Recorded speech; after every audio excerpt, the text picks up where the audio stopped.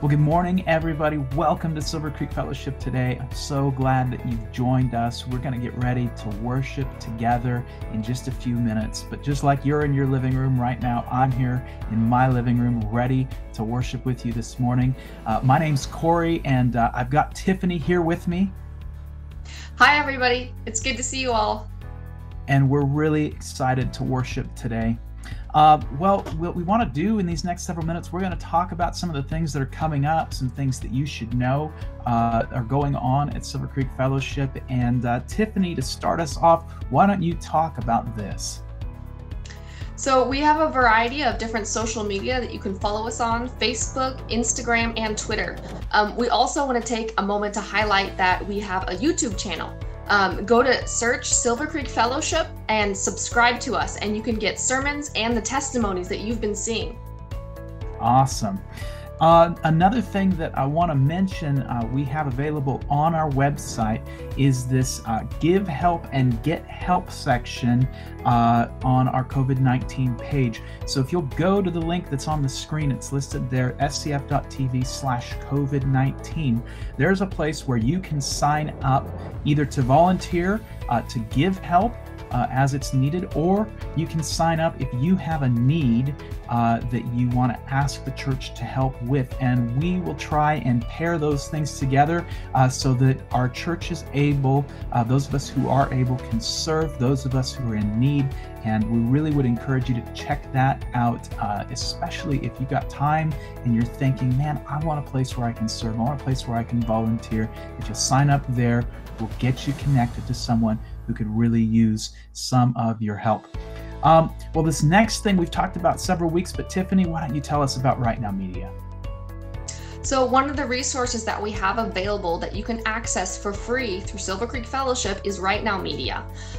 There's content available for adults, teens, kids, for anyone. You can sign up at scf.tv, and there's also a playlist that Silver Creek Fellowship has specifically set up with some good content on there.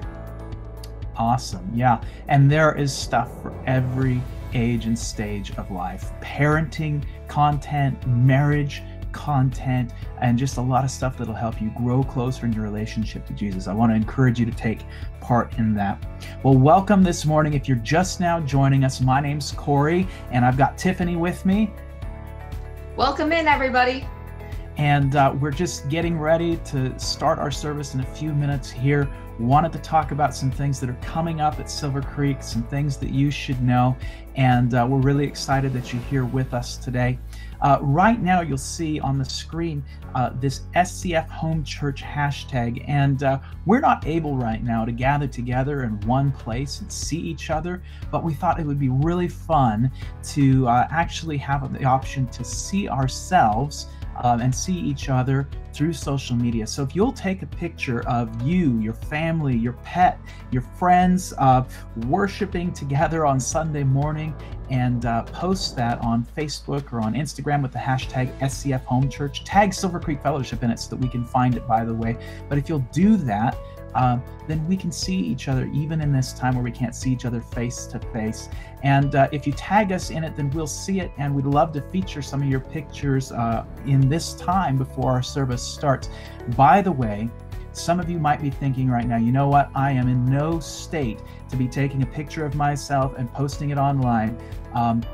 Don't let a lot of people hear me say this, but it would be okay to cheat a little bit. Maybe this afternoon after lunch, you could pretend to be watching the service. You could pull it up on YouTube and watch it again and make it look like you are doing it. But we'd love to see you in your house where you are worshiping. I want to show you actually this morning, we did get a response last week from Nayli, and she posted this picture. There is her dog, Miss Addison, it says. So I don't know if the dog goes by Miss Addison, or if you know the dog better, maybe you can just call it Addison. I don't know. But anyway, it looks like they were together watching and worshiping with us last Sunday. Nayli, thanks for posting that. And if you want to see yourself, your children, your family, your pets featured next week, post a picture online and use the hashtag SCF Home Church. All right, Tiffany, why don't you talk a little bit about this podcast? So if you're looking for a small way to stay better connected with God on a daily basis, Kurt Barnes does a daily podcast. It's only 5 minutes long, it's free, and you can access it on our website at scf.tv. Awesome. Another thing that we have going is our student ministries. This is from middle school through high school. Every Wednesday night, they're meeting together on Zoom and playing some games, catching up with each other. It's a lot of it's a social opportunity, but there's also a spiritual component to it. And a brand new thing that started this week for our students, we also have a podcast that's available at scf.tv/students. And it's a short podcast with a Bible teaching for the week that's geared towards your students and parents. I would encourage you so strongly to get your kids connected with that, listening to that during the week, and then when they get together on Wednesday nights on Zoom, they'll have a chance to share a little bit, to talk about what it is that was in that podcast, in the lesson, and it's a great way to help your students stay connected with each other and stay connected with Jesus through this time. One other thing I want to have Tiffany talk about before we see our guest this week. Would you share a little bit about our e-newsletter? Yes. So our newsletter is a great way to stay connected with what's going on at Silver Creek Fellowship, especially new stuff that's happening, just news and the latest updates. You can sign up at scf.tv/contact us. Well, we have all sorts of ministries that are meeting during this time, and that includes our small groups. We are excited to have Mark Hunter here with us this morning, and he oversees our small group ministries. You want to say hi, Mark? Hey, hello, everybody. So, man, small groups online. I have so many questions, and here's the first one. I was thinking about this. I was thinking about puzzles, and I'm curious, where do you stand on puzzles? Have you been putting any puzzles together during all this? Me personally, no, not at all. I'm not sure that puzzles are my forte. I will tell you though, I live in a family that loves puzzles. What about you, Tiffany? Are you a puzzle person? I do in desperate times. But only if it's desperate. Yeah, usually only if it's desperate. And I'm all out of wood. Ah. All right. Well, on to small groups, a little more serious things. Tiffany, do you have any questions for Mark about small groups? Yeah, I'd like to hear about what the purpose for small groups is. Well, I tell you, Tiffany, the purpose for small groups, especially at Silver Creek Fellowship, are three things. One is to enjoy each other. It's a time to get together and really enjoy the fellowship of being in an intimate setting and sharing and that type of thing. And then the second thing is its purpose is to strengthen one another. By pressing in with each other, by leaning in with each other, we find strength in those numbers. And there's wonderful, amazing things that come out of our small groups. And then finally, the third purpose, if you will, is we encourage each other. During times that are not so great. We encourage each other when things are going well. And especially like now, when we're going through the COVID-19 experience, the encouragement is so critical and so important. Gotcha. Hey, I'm thinking in my mind, okay, online small groups. I mean, I've been in a small group before, and one of the first things we would do is we'd eat together, and then we usually, we'd sit outside if it's nice, maybe around a fire pit or something. But online, man, that's a totally different ball game. Would you explain to us what actually does a small group do when it meets together online? Well, it's opened up new opportunities for small groups. In most of our small group cases, they're on a Zoom format or a Google Meets format, and you get to see everybody. You still get to see everybody. And in our case, for our small group, we are eating and we are sharing. It's just that we're not sharing each other's prepared meals and everything. So it's a time to connect. Every week, you can find a small group here at Silver Creek Fellowship and you could tap into one and connect with other people during this time when connections are so important. And we get to do all those same things, enjoy each other, strengthen each other, encourage each other. It's just a little different look and feel. We're not sitting by the fire pit outside.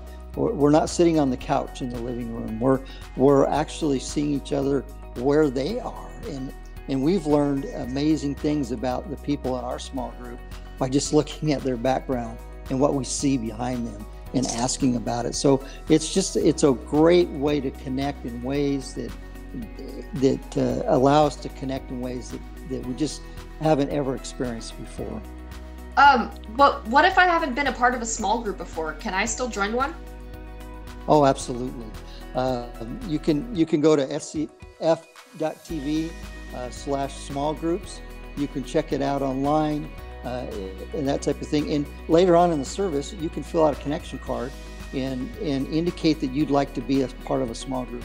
And we'll connect with you and we'll get you hooked up with one of these online experiences, and away we go.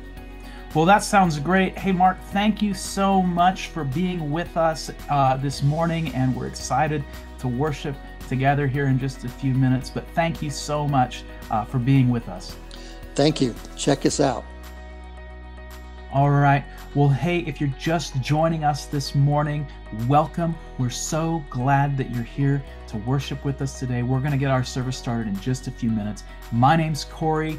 I'm joined this morning by Tiffany. Hi, everybody. How's it going? And we're really excited that you decided to be with us. We're going to talk about a few more things that you should know, stuff that's going on at Silver Creek Fellowship. Tiffany, why don't you talk some about these online ministries?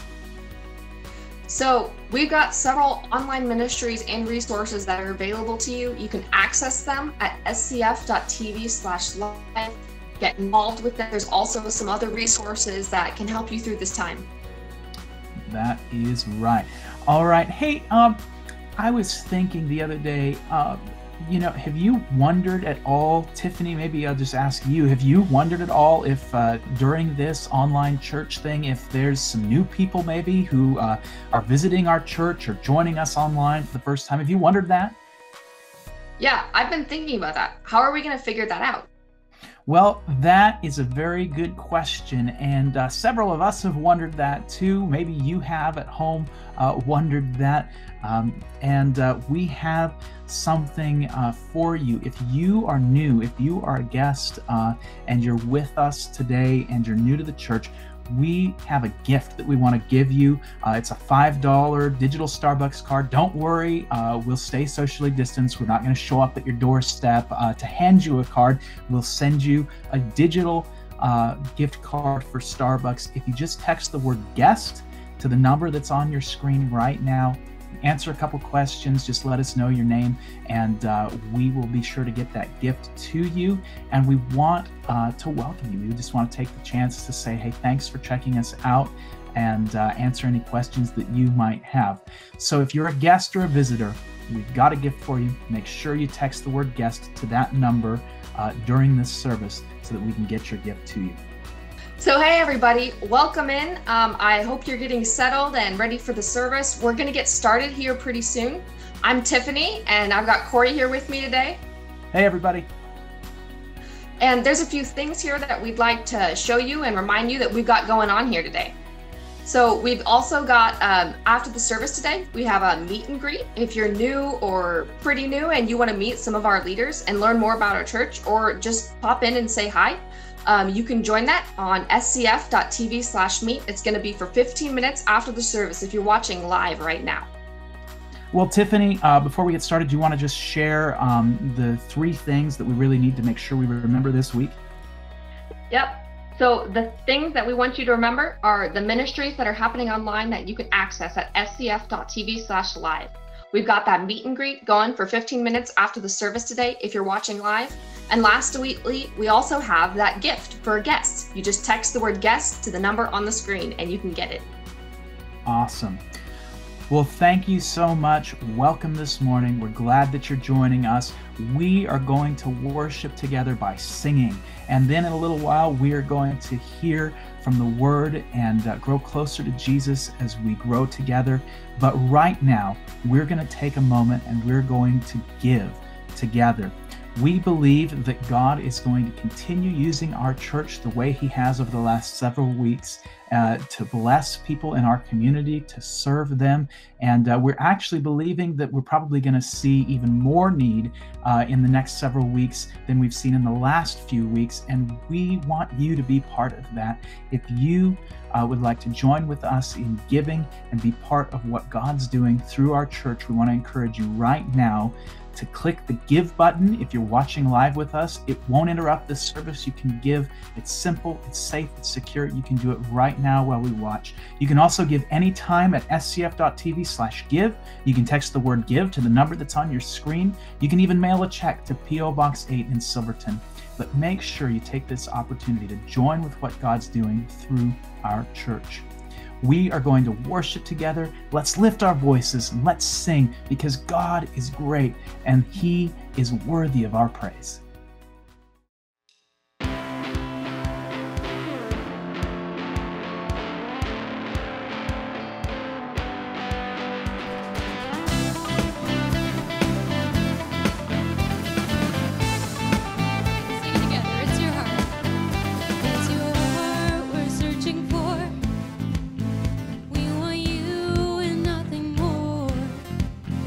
Let your glory fill this place.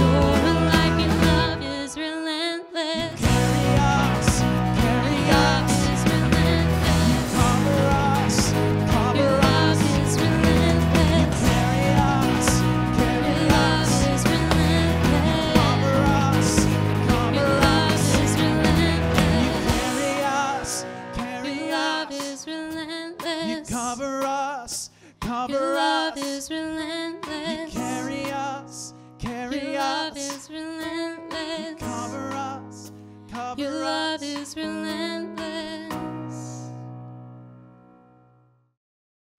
Welcome, friends. Today we are continuing our sermon series called Finding Hope. Each week of this series, we have featured a testimony, and this week we have a testimony that I know you are going to enjoy. I am so excited today to share with you a testimony from my good friend, Chase.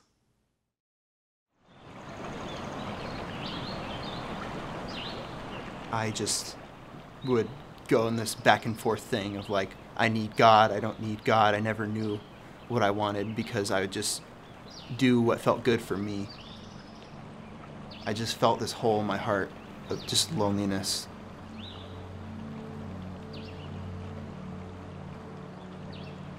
So I was born in West Salem, lived there for about 7 years, had always gone to church there at Morning Star Church. Had a whole community of friends built up there, and then when I was about 7 or 8, I moved to Sublimity and everything in my life changed. Moving to Sublimity was a really hard move for me. I didn't have any neighbors or friends. I was completely isolated. I just instantly felt like I had nobody that I could talk to when I was sad or had a problem. My parents had really time-consuming jobs, and they didn't have time to spend with me and my sister very much.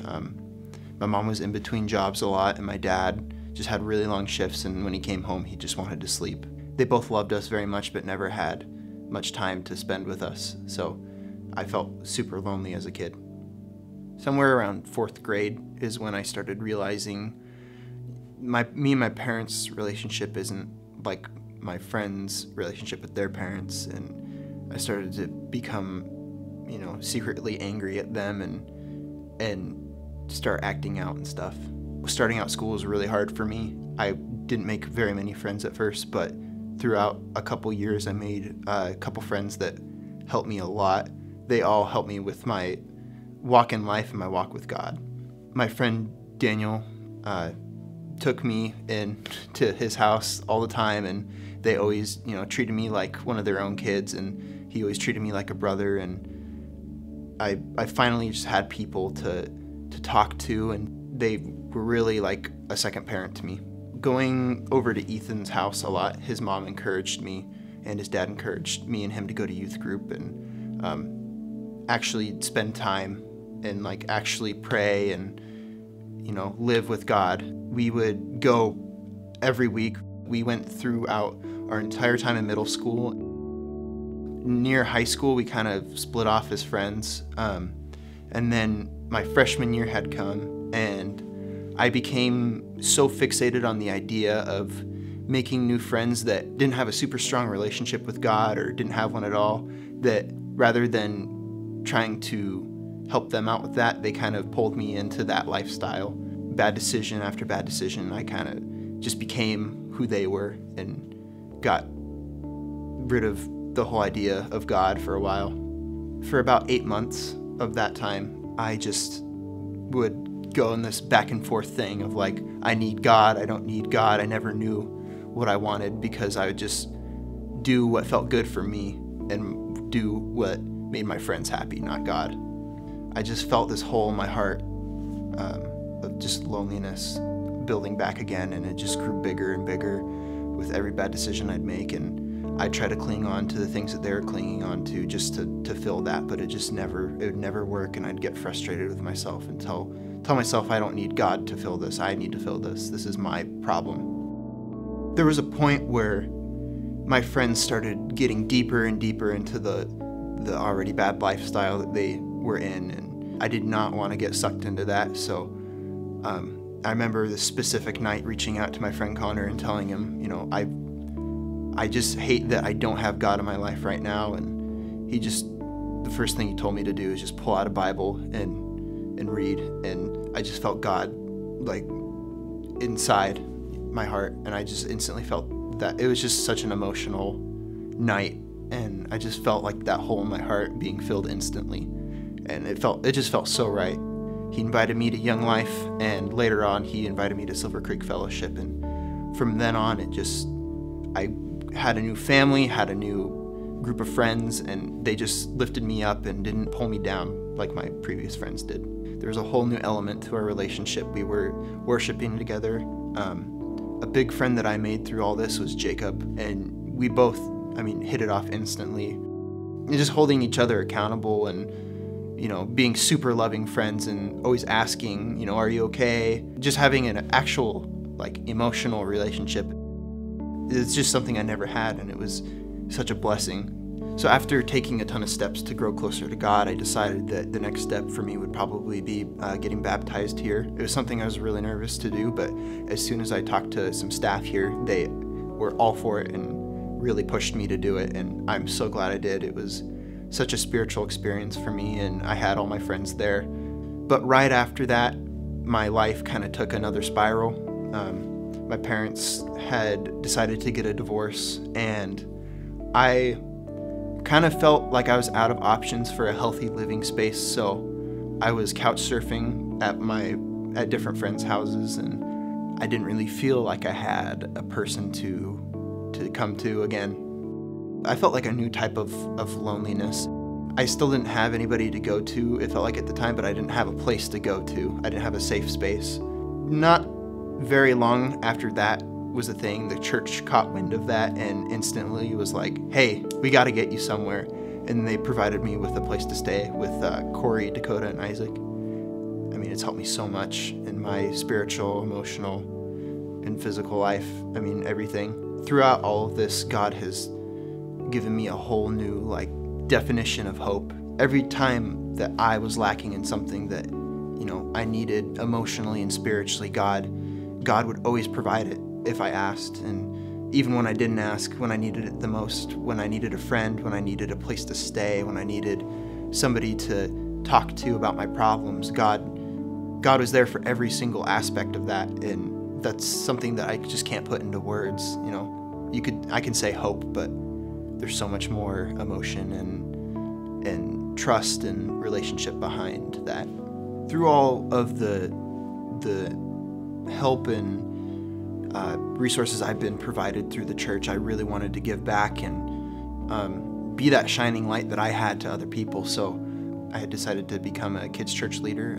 I was given the opportunity, and I just felt like I was being called to do this. I've been a teacher now for about 1.5 years, and it's just so magical seeing all these kids pray and give a small amount of their time to God each week. It's been so great.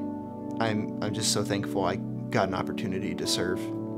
Anybody else that is going through what I had gone through in high school or even elementary school, where I was lonely, hanging out with people that I knew they weren't good for me and I wasn't good for them, I just say, just ask for help. God will provide what you need.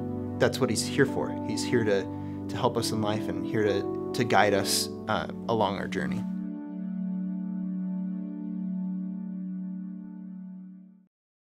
Well, thanks, Chase, for sharing your story today. It's been so exciting to see you up close and personal come alive in your faith. As Chase shared his story with us today, he shared about how empty his life was. And so what I want to ask you today, what's lacking in your life? Where is it empty? If you were to say, I need what? I need more money, I need more energy, I need more emotional support, I need more opportunities. Maybe some of you are saying right now, I need a job. Well, today we're going to look at what do you do when you're running out of everything. And we're going to look at 3 incidences in the life of the prophet Elijah. So maybe before we look, I'll give you a little background. In Israel, the first 3 kings, Saul, David, and Solomon, they ruled over all 12 tribes as one nation. It was a time that was called the United Monarchy. After Solomon died, his son Rehoboam took over and the place just fell apart. The 10 northern kingdoms rebelled, the tribes, and they were divided, the whole nation, into 2 different kingdoms. The northern kingdom that was called Israel, the southern kingdom called Judah. And the northern kingdom was a mess. They had a string of terrible leaders. In a span of 60 years, they had 19 different kings, and every single one of them was a rotten apple.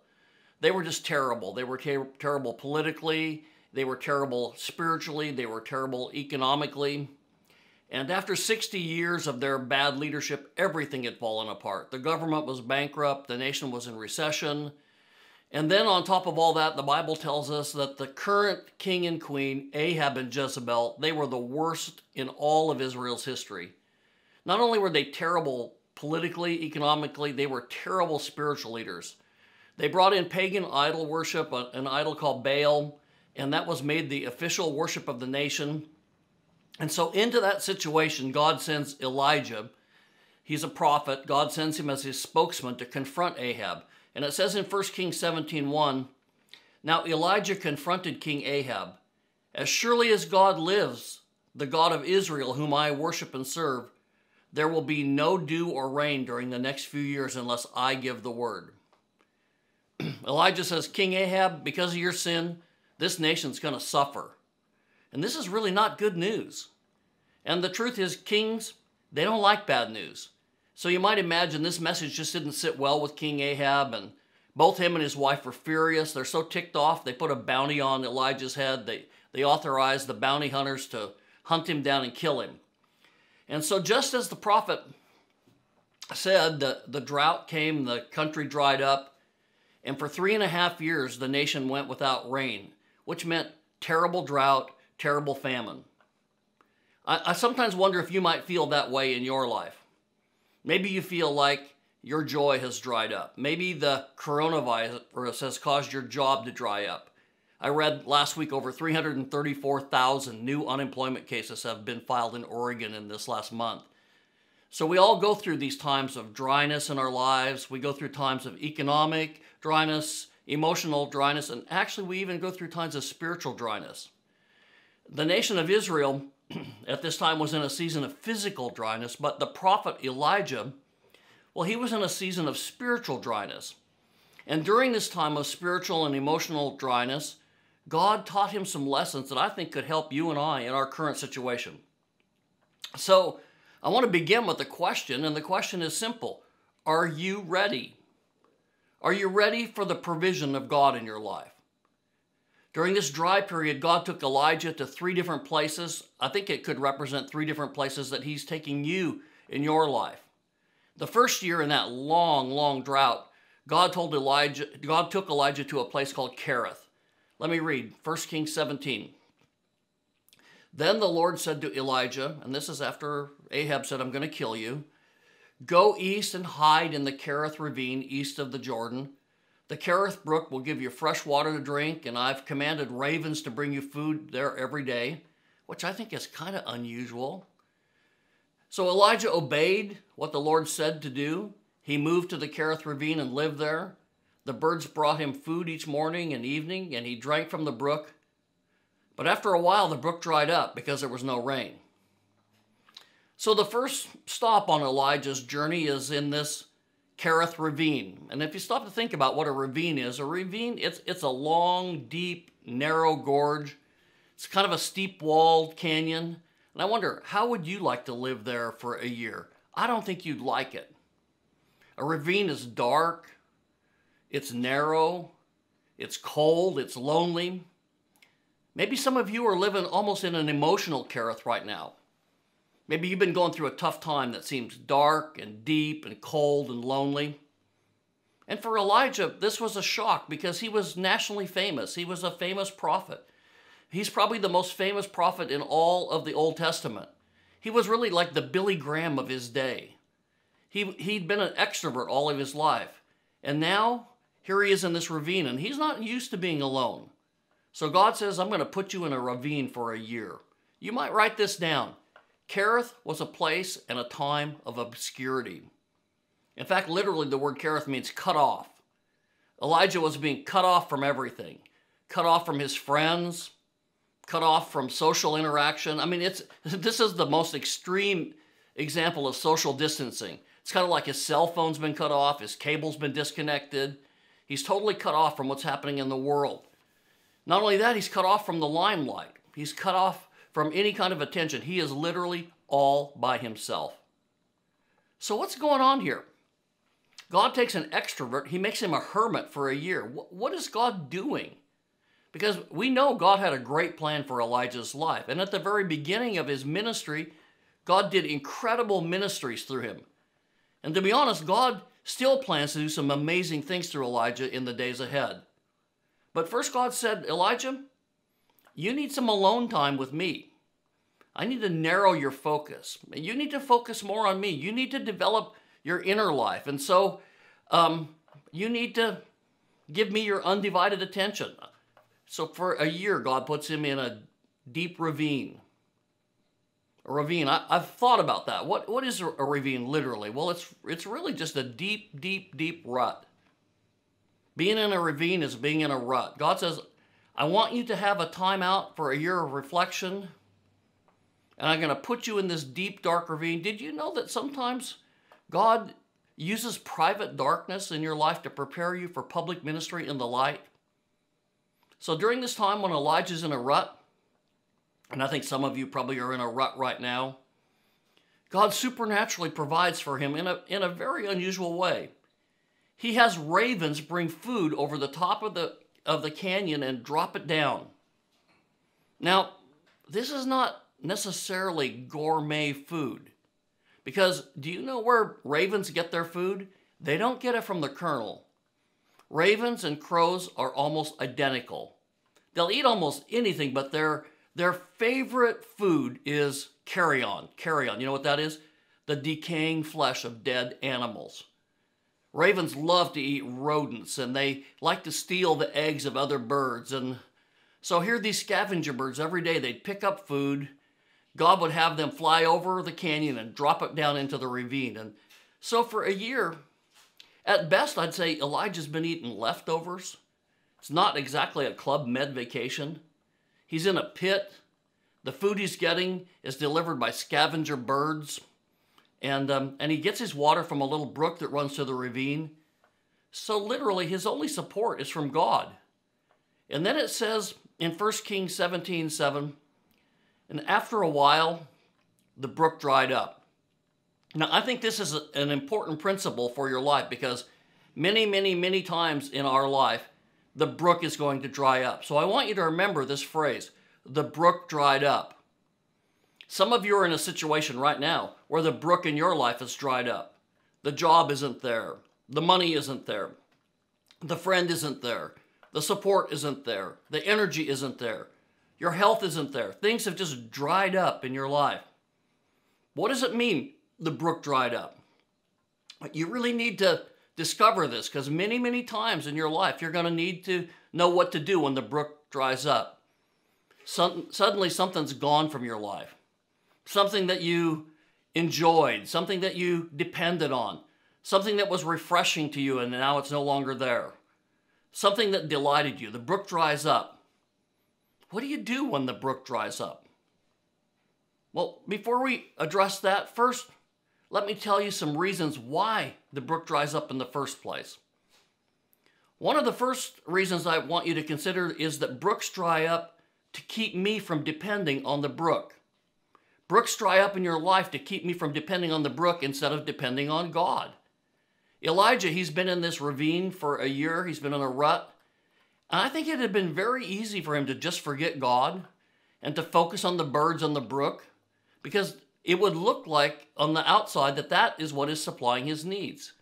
The birds bring the food and the brook gives the water. So he doesn't have to work. Everything is provided. I think pretty soon you would begin to depend on the bird every day to drop the food. And week after week, month after month, after a full year, you're pretty much thinking about the bird. You're thinking things like, I wonder if the bird will be on time today.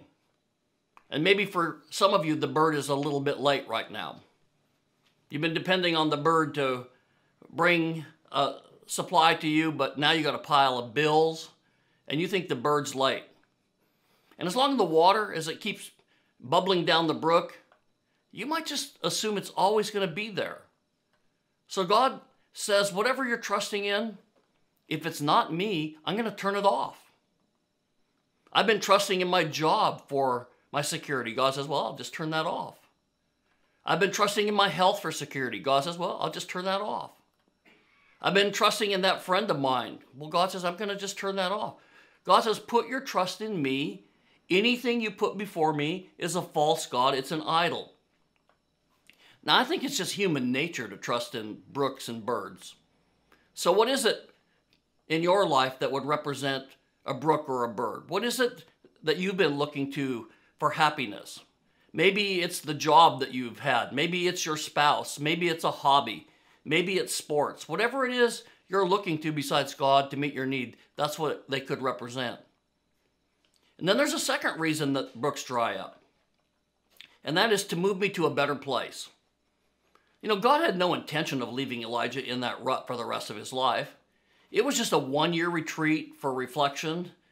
God was protecting Elijah from the bounty hunters and the assassins that were out to get him, but God didn't intend for Elijah to live in that rut for the rest of his life. And God doesn't intend for you to live in the rut you're in for the rest of your life. We get very complacent about ruts and routines in our life. Let's just admit that. We like routine. And the rut and the routine and the ravine that Elijah was in, actually it wasn't that good. Think about it. He's eating leftover food. He's drinking water out of a little creek. He's living in the dark in a small space. And maybe he started out, living in that ravine because of trouble in his life, but now it became pretty familiar. And there was a whole wide world out there that God wanted him to minister to. But as long as the brook was bubbling and the birds were bringing food to Elijah, he wasn't going to move. I always remember a statement that Rick Warren makes. He says, "We don't change when we see the light. We change when we feel the heat." We don't change till we're forced to change. So sometimes God dries stuff up in our life in order to move us to a new place. And almost always we think that it's bad when the brooks in our life dry up. I lost my job. We think it's bad, but it could be the best thing that ever happened to you. In fact, how many times has something that you thought was bad actually turned out to be good for your life? I think if you stop to think about it, you could think of a lot of times that that's happened, that things that you thought were going to destroy you, things that you thought were going to be hurting you, they actually were developing you. They were making you stronger. They were making you the person that you are today. They were building your character. What you thought was going to destroy you was actually developing you. So sometimes God turns the water supply off, or the supply of whatever it is that you're putting your trust in, because he's saying, I want to move you to a new place. I want you to focus on things the way I want you to focus. I want you to try some new things. So God often dries up the brook in our life to keep you from depending on the brook instead of depending on him, and to move you to a better place. And the third reason that brooks dry up is to prove that he's not forgotten you. Now God, he could have just left Elijah in that rut. If God didn't care about Elijah, he'd have just left him there for the rest of his life.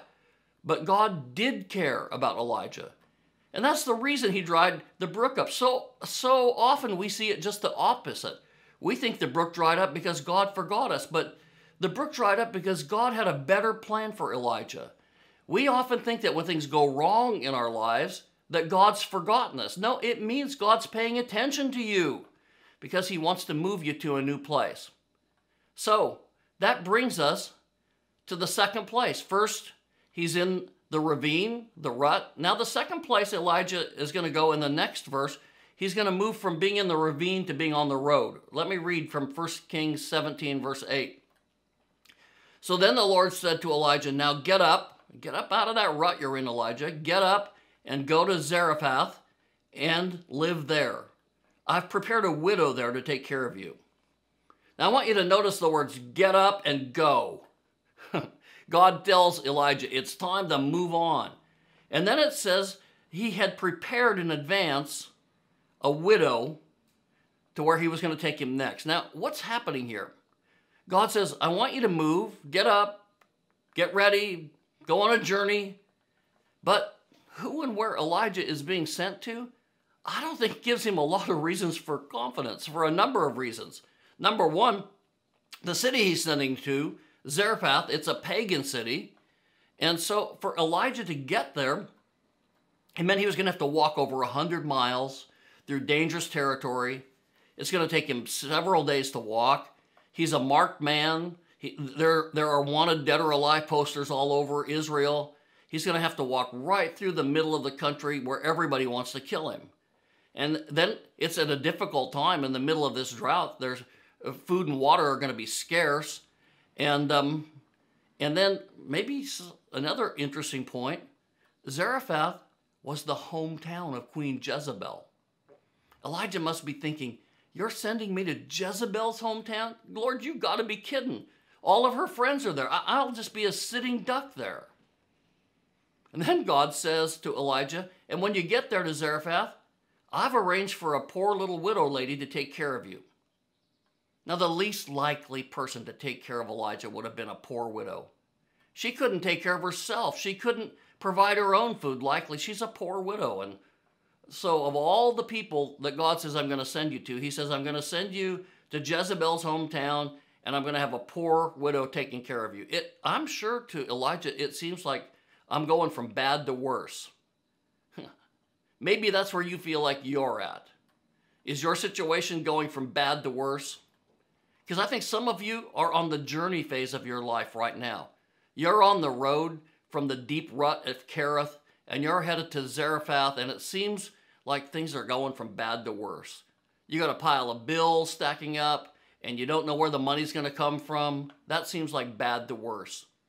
And when you're on the journey phase of life, what is it that you need to remember? When you're scared to death and God's put you on a journey and you don't know where you're going and you don't know how long it's going to take and you don't know what's going to happen even when you get there and you're feeling vulnerable, what do you need to do when you're on a journey and you're scared to death? Well, I want to suggest there are 3 things that Elijah did that you should remember to do.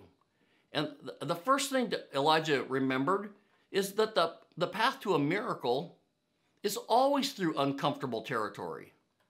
Miracles never happen in your comfort zone. Miracles never happen when everything's going great. They don't happen when things are comfortable. They don't happen when things are convenient. You don't need a miracle when everything's going good in your life. You only need a miracle when you're on the edge. You only need a miracle when you're scared to death, when you're insecure. So the path to a miracle is always through uncomfortable territory. And Elijah's going to have to walk right through the place where people want to kill him in order to get to where God wants him to go. You know, this is not foreign country to the Bible. When Moses led the Israelites out of a bondage, took them to the promised land, they had to go to the Red Sea first. That had to be pretty scary.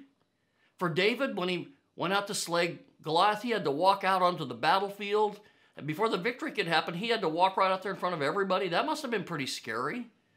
When God wanted Jehoshaphat to win a victory, this is one of my favorite stories in the Bible. He puts the choir out in front of the army. I mean, that had to be tremendously scary. And maybe you're at a place in your life where things are pretty scary, a little uncomfortable, financially, emotionally, relationally, physically. You're just a little nervous. You feel like you're insecure.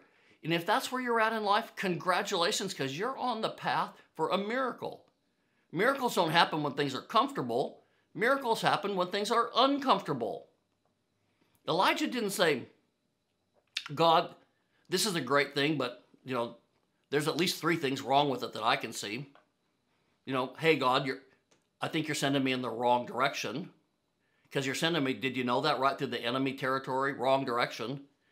Maybe the second thing he would think is, hey, God, I don't think you're sending me to the right location.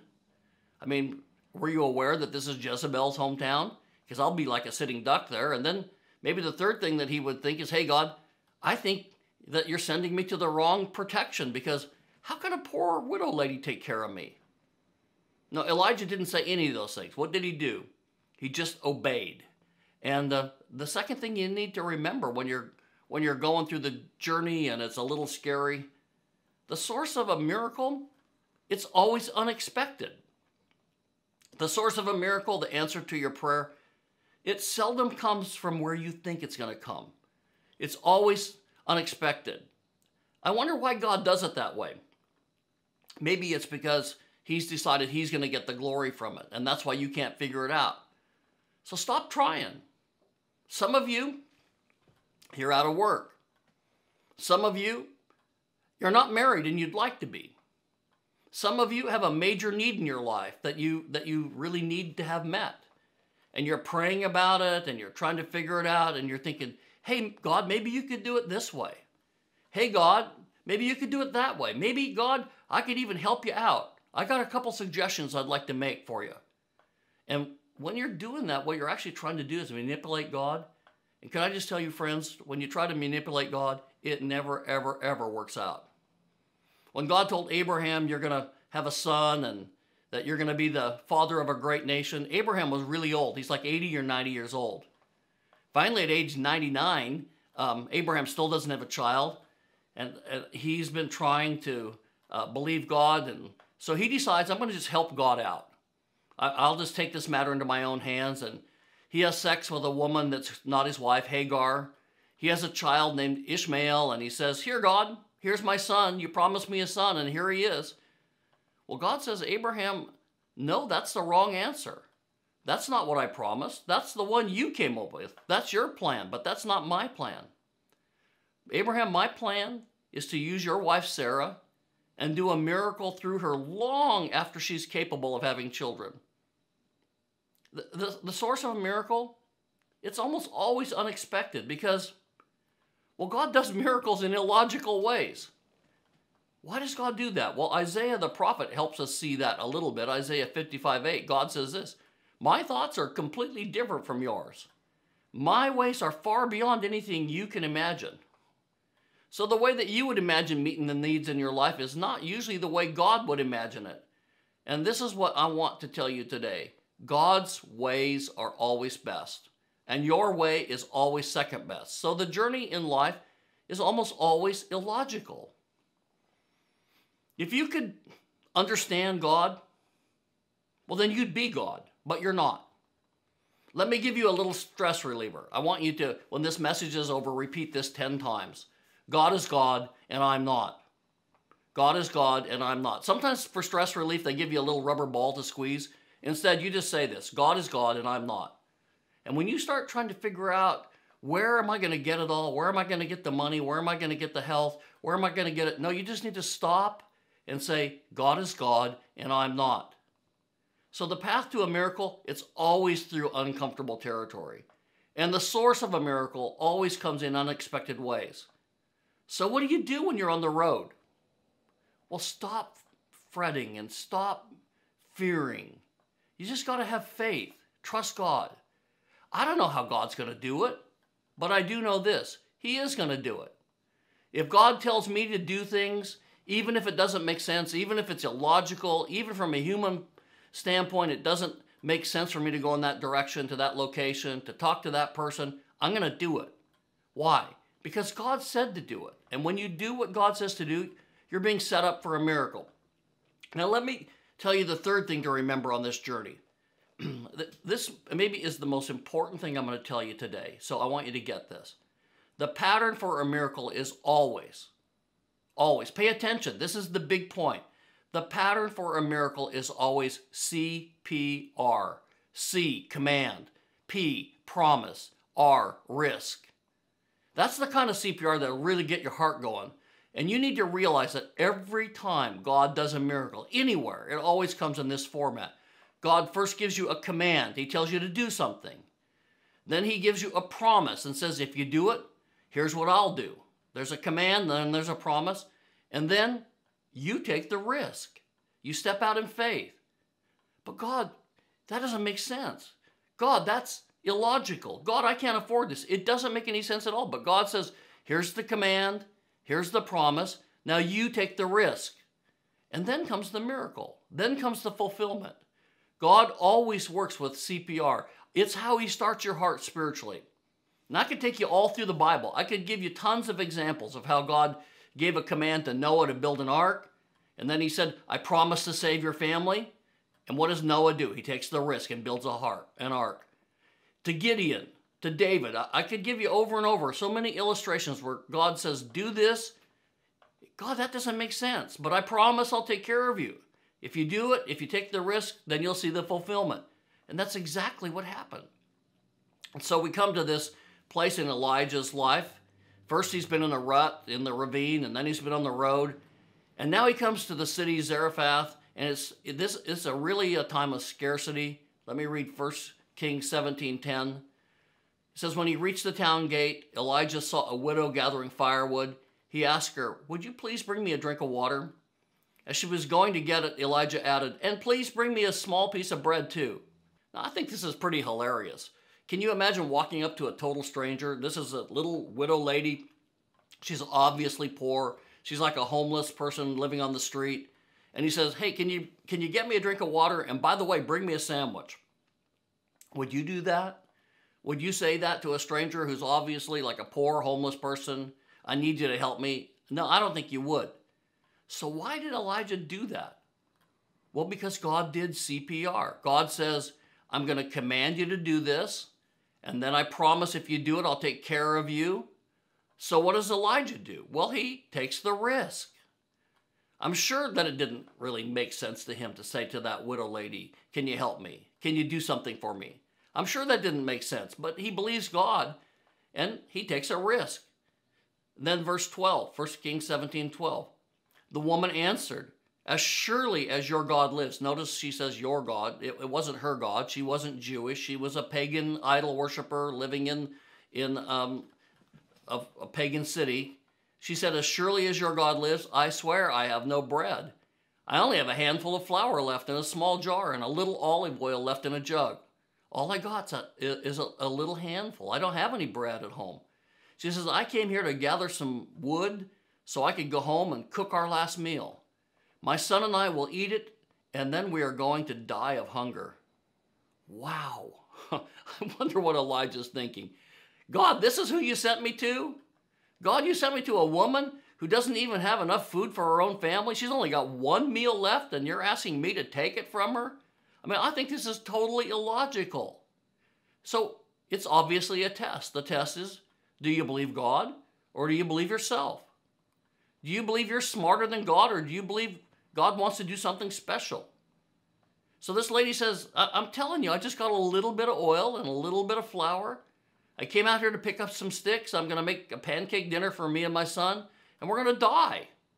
I mean, we're in this situation like everybody else. We're out of work. We're in a recession. The coronavirus has kept us locked up. So we're just going to eat our last meal and we're going to starve to death. Then here's what Elijah says, 1 Kings 17, verse 13. Don't be afraid. Go home and first make a small loaf of bread from what you have. Whatever you got, make me a loaf of bread from it and bring it to me. Then cook something for yourself and your son. Hello, this doesn't sound right, does it? Go home and take whatever you have. I don't know how much you have left, but just cook it and give it to me. God wants you to give it to me. And then he says, and then after you fix something for me, cook something for yourself and your son. And God says, now this is critical. This is the promise. I assure you that jar of flour will never be empty, and the jug of oil will never run out until the day I send rain to the land. God says, I will supernaturally replenish it. The bowl and that jar, the one that you're going to make stuff with, it's going to supernaturally fill up again. You're going to have enough. You're going to have more than enough. You're never going to run out. You'll always have reserve. If you do what I tell you, then the promise of God is that you will never run out until the day I send rain to the land. Now, what is Elijah doing here? Well, I think he's doing the same thing with this widow lady that God did with him. He's applying CPR, because God didn't just want to bless Elijah. He wanted to bless this widow lady too. So she's going to have to go through the same steps of faith that Elijah did. God had said CPR. Elijah, I command you to go to Ahab. I want you to tell him this. And if you do, I promise to take care of you. And he did. And then God said, I command you to go to the brook at Kerith. And if you do, I promise to take care of you with the birds in the brook. And he did. And then God said, I command you to go on a journey through the worst part of the nation where they all want to kill you. And if you do, I promise I'll take care of you. And he did. And then God says, I command you to go to Zarephath and find this little widow lady and say this. And he did. And if you do it, I promise I'll take care of you. Well, every single place God makes good on his promise. So what is Elijah doing? Well, he's given the widow a chance for a miracle. What does he do? He gives her a command that seems impossible. I want you to go home and I want you to take whatever you've got left. I want you to bring it to me. I want you to give away your last meal. Man, that is amazing. That is an amazing challenge and an amazing test of faith. I want you to give away your last meal. Don't eat it yourself. But God says if you do, I promise you'll never lack. God says, I'm going to take you through this situation. I'm going to take you through this dry spell. I'm going to take you through this famine. I'm going to take you through this virus. If you put me first. And that's exactly what he does. 1 Kings 17, verse 15. So the widow did what Elijah told her to do, and she and her son and Elijah had enough food every day. Apparently Elijah stayed there for the next couple of years. And the jar of flour and the jug of oil never ran out, just as God promised. Now, it's interesting for us to realize that God had prepared a widow. And almost all of the miracles that are going to happen in your life, God's working on both ends at the same time. At the same time he was working on Elijah's end, he was also working on the widow's end. Here was the widow out picking up sticks at the exact moment that Elijah walked by. God's timing is perfect, and God's timing in your life is perfect. While you're waiting on the miracle, actually right now, the person who's going to meet you or the situation that's going to meet the needs in your life, God's working on that too. And while God's working on your end, he's also working on the other end. And God, his intention is to bless both ends at the same time. He's going to bless both the need and the supply. God always works all the angles. So during this 3.5 years of famine, there were thousands and thousands of widows who didn't have a miracle. Only one got the miracle. Why? Because God saw her do something that was of great faith. It didn't make sense, but she followed through. Now, I want to close this message by giving you some advice. We don't know how long the restrictions that we're living under are going to go on. We don't know what it will be getting back to normal. In fact, a lot of people think there actually isn't ever going to be a normal. It's been 7 weeks now that we've had to stay home. It could be another 7 weeks. We just don't know. But as we go through these tough times, here are some things I want you to remember. The number one thing to remember, God's all I need.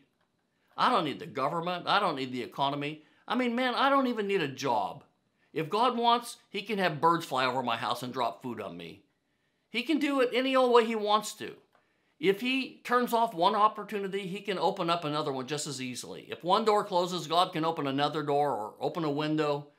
So I'm not going to trust in my job or my bank account, which, for a lot of us this year is going to be less than it has been. But my trust is going to be in God. God is all I need, and I need to draw close to him. Maybe I need a private time with God like Elijah had. Maybe I need a time where my focus is on God. The second thing I need to realize is that where God guides, God provides. And if God tells you to go to Zarephath, then leave now. Don't pass go. Don't collect $200. Just go directly to wherever God sends you. Where God guides you, he's going to provide for you. When God gives you direction, he'll give you provision. God won't send you to a place where he isn't going to provide for you. The third thing, I got to trust on him one day at a time. Why? Well, because the answer rarely comes in one fell swoop. But this virus, it's not going to come to an end all at once. It's going to come a day at a time. And then the last thing that you need to remember, God's promises hinge on my obedience. So CPR, command, promise, risk. Take the step of faith, even when it doesn't seem logical. But do what seems illogical and follow God. When you do that, God says, I'll take care of you. Listen to this verse from the Bible, Philippians 4:19. My God will meet all your needs. Notice it doesn't say might meet all your needs. God hopes, God maybe will. My God will meet all your needs. This is the promise from God. Here's the promise. My God will meet all your needs according to his glorious riches in Christ Jesus. God has promised to meet your needs. He hasn't promised to meet all your greeds. He hasn't promised you a Bentley or $1 million house. But God says, in Christ Jesus, I will meet all your needs. I want to pray that right now for you today. Maybe some of you are really in a jam. You feel like you're in that deep, dark valley. And I want to pray, Lord, thank you for your powerful promises. Thank you that you care for us. Thank you that even at times in our life where it seems like you've forgotten this. You have never forgotten this. Thank you that you give us a command to move, and you give us promises to protect us. So give us the courage to take a risk, to step out in faith. I pray that in Jesus' name, amen. We are now going to spend some time together worshiping God. At the conclusion of worship today, I want to encourage you to stay on the chat for a little while. We're going to put some information about how you can receive prayer today. Also, we're going to talk to you about a way that you can meet and spend some time actually seeing each other's faces with some of our leaders from our meeting today. We love you, church. Let's now join together in worship.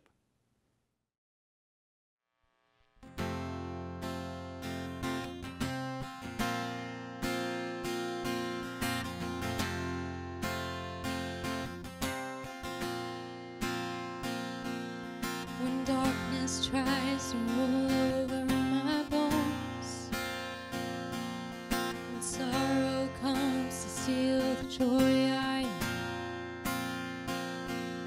when brokenness and pain is all I know, I won't be shaken, I won't be shaken. My fear doesn't stand a chance when I stand in your love. My fear doesn't stand a chance when I stand in your love. My fear doesn't stand a chance when I stand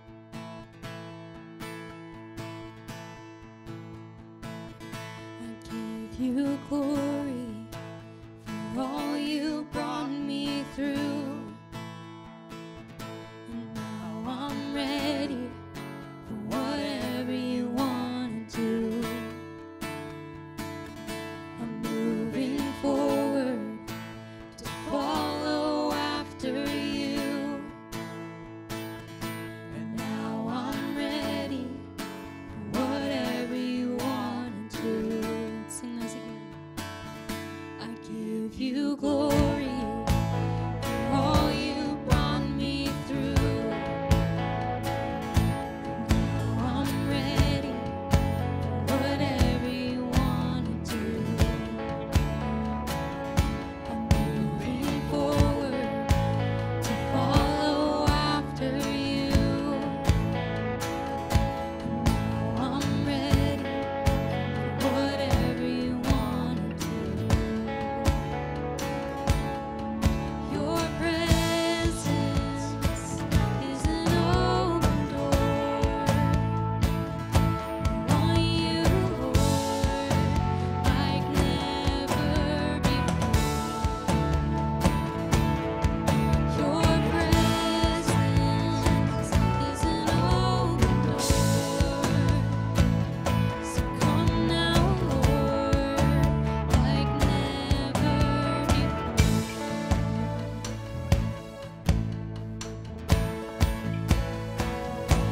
In every season, your grace has been enough. I'm believing the best is yet to come. Speak for me, hope on things above. You, Jesus, the best is yet to come. Your presence is an open door. I want you, Lord, like never before. Your presence is an open door. So come now, Lord, like never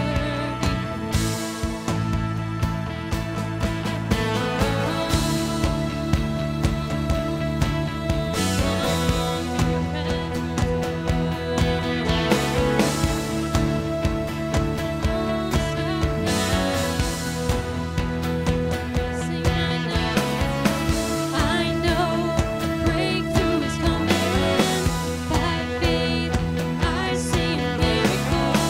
My God made me a promise and it won't stop now.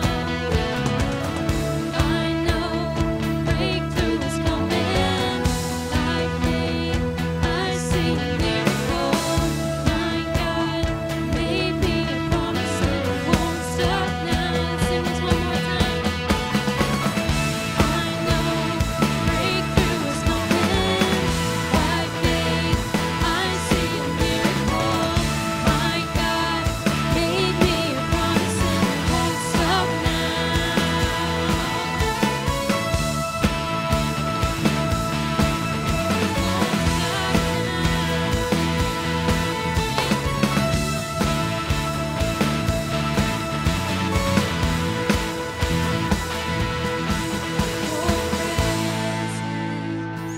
is an open door. We want you, Lord, like never before. Your presence is an open door. So come now, Lord, like never before. Thank you, Lord, that you keep all of your promises, that you always follow through, that you always have our backs. Lord, we pray today, would you bring breakthrough into our lives? Would you open our eyes? We love you, Father. We worship you. In your name we pray. Amen. Well, I love that song. Church, we are going to believe. We're going to ask God to work in our world today, and we aren't going to stop. Church, we're so glad that you've been with us today, and we want to pray with you right now, especially right now. If you have a financial or a job difficulty in this moment, we want to pray with you. As well, if you are sick or if you know someone who's sick, we want to pray with you right now. Don't put it off. Please, if you're watching live with us, click the live prayer button. We have a prayer team that's waiting to pray with you. If you have one of those needs, we'll pray privately with you, and we're going to be available for the next 15 minutes. If you're watching us on YouTube, just know that we are available every Sunday from 10 to 10:15 and from 11:45 to noon. If you jump into our live service at scf.online.church, the information's on the slide on the screen right now. But please, please don't leave this service without asking for prayer if you have one of those needs. Also, I don't want you to forget, we have our meet and greet today. I'm actually going to go get ready for that right now. But Tiffany, why don't you share a little bit more about that? This is going to be a really good way for you to meet a few of our leaders that we have at Silver Creek Fellowship. You can join that by going to scf.tv/meet, and it'll just be a good time to interact and see some faces that are some of the leaders at Silver Creek Fellowship. So we want to thank you all for being here today, and we're going to see you all next week.